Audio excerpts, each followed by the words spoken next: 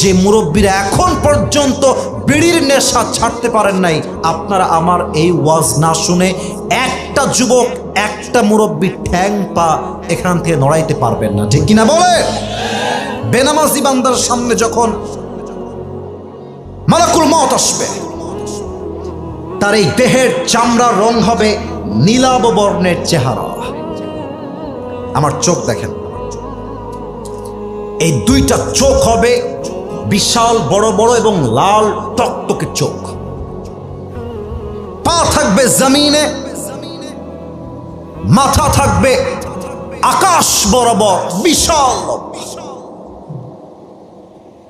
দেহের পোশাক হবে কালো কুচ্ছিত পোশাক।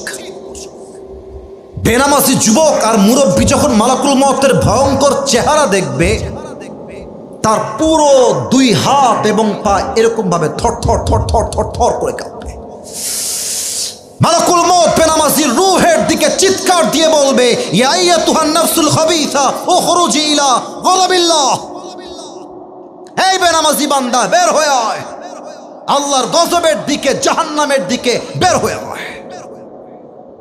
হাদিসে আসছে, নামাজি বান্দার রূহ তো সহজে বের হয়ে যাবে, বেনামাজি বান্দার রূহটা সহজে বের হবে না। একবার ডান দিকে দৌড় দিবে, আর একবার বাম দিকে দৌড় দিবে, আর একবার পেছনের দিকে দৌড়ে দৌড়ে পালিয়ে যাবে।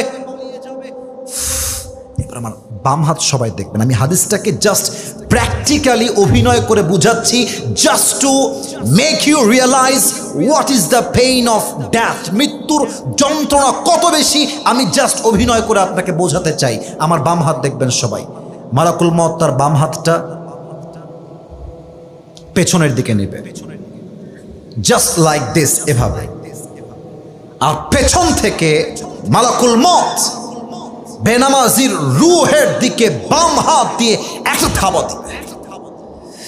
যখন তার রূহটা বুকের ভেতর থেকে বাম হাত দিয়ে ছিঁড়ে বের করবে, হাদিসে আসছে, এটা জীবিত ছাগলকে কেউ যদি জাবেহ না করে তার গায়ের চামড়া ব্লেড দিয়ে ছিঁড়ে ফেলে, কেটে ফেলে, ওই ছাগলটার যে পরিমাণ কষ্ট হয় তার চাইতে কমসে কম 70 গুণ বেশি কষ্ট দিয়ে বেনামাজি যুবক, বেনামাজি মা, বেনামাজি মুরব্বীর রূহকে তার চাইতে 70 গুণ বেশি কষ্ট দিয়ে কবজ করা হবে। বলেন সবাই নাউজুবিল্লাহ।